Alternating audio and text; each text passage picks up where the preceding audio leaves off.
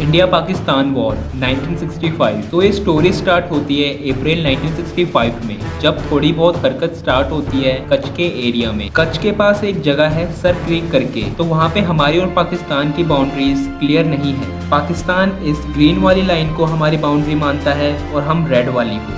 तो दोनों के बीच थोड़ी बहुत फायरिंग हुई और इतने इंग्लैंड बीच में आ गया और बातचीत करने की सलाह दी। तो दोनों देश ने बातचीत करना जरूरी समझा और इस चीज पे राजी हो गए। पर पाकिस्तान को लगा कि भारत झुक गया है और अगर हम आगे भी भारत पे फायरिंग करें और इनके एरिया पे कब्जा करें तो भारत लड़ेगा नहीं, वो बातचीत करेगा और उस बातचीत में हम अपनी बातें मनवा लेंगे। अब आप भी सोच रहे होंगे कि पाकिस्तान इतना ओवर कॉन्फिडेंट कैसे हुआ, तो उसके पीछे भी कुछ रीजंस थे। पहला रीजन था 1962 का इंडिया चाइना वॉर। इसमें इंडिया हार गया था और इससे इंडिया को काफी नुकसान भी हुआ, जिससे पाकिस्तान को लगा कि इंडिया डिफेंस और इकोनॉमिकली कमजोर है। दूसरा रीजन था 1964 में इंडिया के पीएम जवाहरलाल नेहरू की डेथ होना और नए पीएम लाल बहादुर शास्त्री जी का बनना। अब पाकिस्तान को लगा कि इंडिया पॉलिटिकली भी कमजोर है और वो शास्त्री जी को हल्के में ले रहे थे। तीसरा रीजन था कोल्ड वॉर। जैसा कि सबको पता है, वर्ल्ड वॉर 2 के बाद से ही यूएसए और सोवियत यूनियन के बीच कोल्ड वॉर स्टार्ट हो चुका था और इस कोल्ड वॉर में इंडिया किसी की तरफ नहीं था,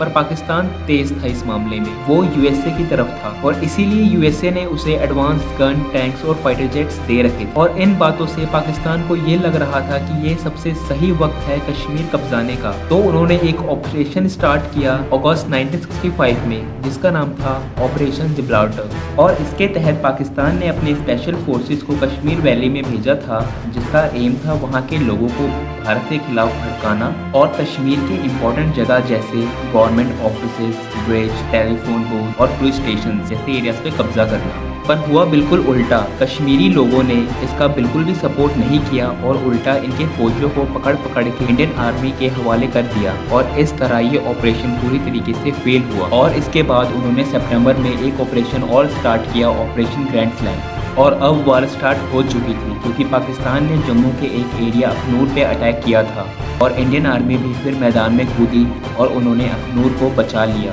पाकिस्तान जिसका एम था कश्मीर पे कब्जा करना, तो उन्होंने अपनी पूरी आर्मी कश्मीर में झोंक दी। तो भारत ने उनका ध्यान भटकाने के लिए पाकिस्तान वाले पंजाब पे अपने टैंक्स के साथ हमला कर दिया और सबको मारते मूरते लाहौर के पास तक जा पहुंचे। और यही देखते हुए पाकिस्तानी आर्मी भी 5 किलोमीटर इंडिया के अंदर आ गई और उसने हेमकरण शहर पे कब्जा कर लिया। और वहां से उनका प्लान था अमृतसर से होते हुए दिल्ली तक आने का। और फिर इंडियन आर्मी ने भी पाकिस्तान को मुंह तोड़ जवाब दिया और खेमकरण शहर पे अपना कब्जा वापस कर लिया। और जब पाकिस्तान को ये दिखा कि भारत लाहौर के पास पहुंच चुका है, तो उसने अपनी फौज को पंजाब साइड भेजा जो कि कश्मीर में थी। और फिर पाकिस्तान के पंजाब में टैंक वॉर स्टार्ट हो गया। कहा जाता है कि ये वर्ल्ड वॉर 2 के बाद यही ऐसी लड़ाई हुई जिसमें इतने सारे टैंकों का यूज हुआ। पाकिस्तान के पास उस वक्त पाटून टैंक थे जो कि एडवांस थे और वहीं भारत के पास शर्मन टैंक थे जो कि पुराने थे। पर फिर भी भारत ने अपने पुराने टैंकों से ही पाकिस्तानी टैंकों को तबाह कर दिया क्योंकि हमारी स्ट्रेटेजी उनसे बहुत अच्छी थी,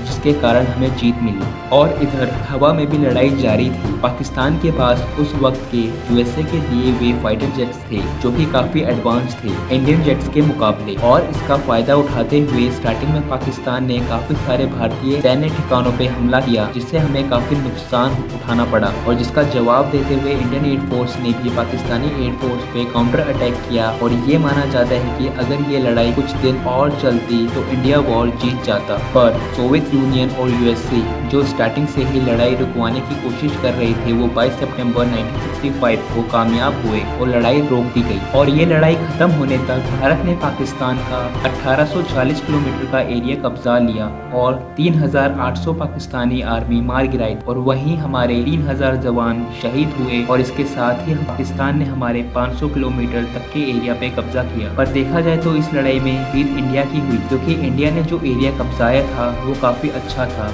वो फर्टाइल लैंड थी और पाकिस्तान ने दलदल वाले एरिया पे कब्जा किया हुआ। पर इसका कोई ऑफिशियल रिजल्ट नहीं निकला और इसीलिए दोनों देश हर साल अपनी अपनी जीत मनाते हैं।